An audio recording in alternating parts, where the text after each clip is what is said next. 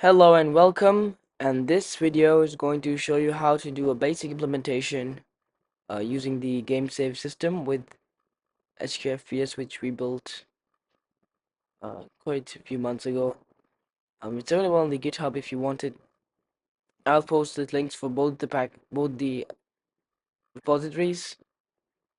We're only going to save the position rotation.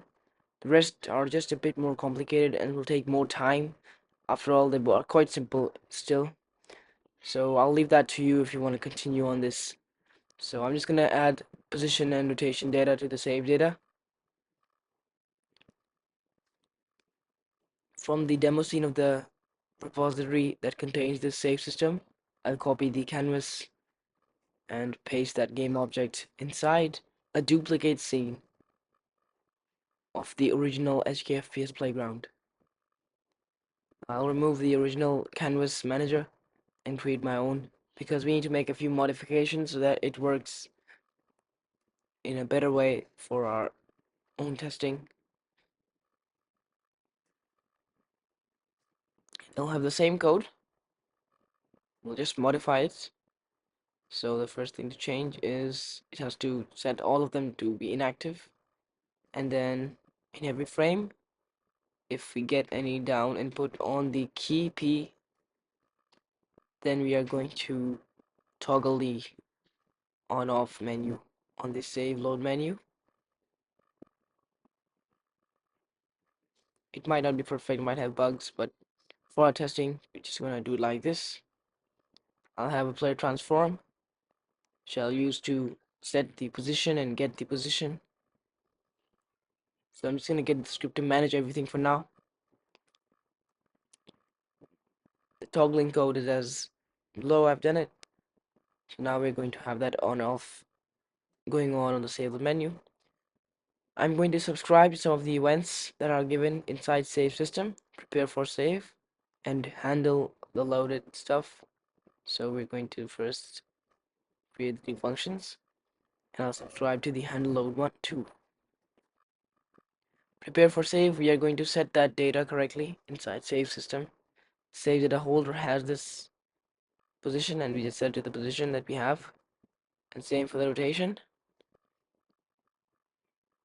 And it's just the opposite in the loaded save. So because first we need to disable the character controller so that does not prevent us from setting the position.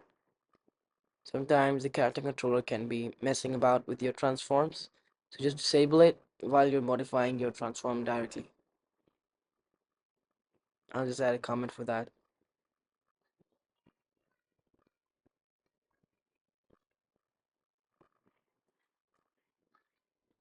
Now we're going to use the set position rotation function and pass in save system.save data holder.position and the rotation respectively.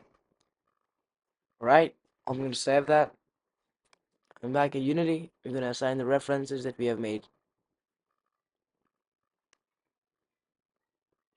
Player transform, slot, they're all just one, so using this menu bar is not a problem.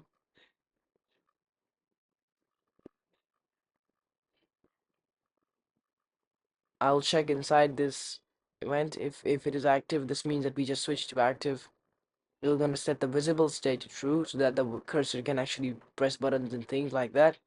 Make sure it's not locked, and if it's the opposite, then we just lock it back.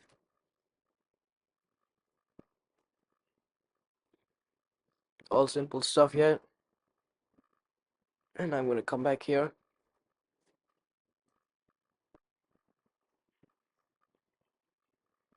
Now I'm going to take off some of this alpha so that we can see behind also what's going on.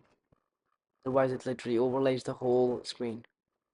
So now I'm going to move myself over here, and from here I'm going to, oh well, it's messed up. That's due to the canvas order layers.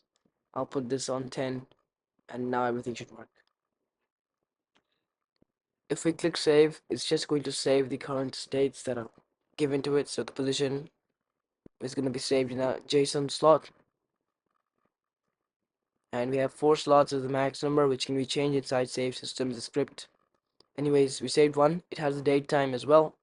of the last write on this file.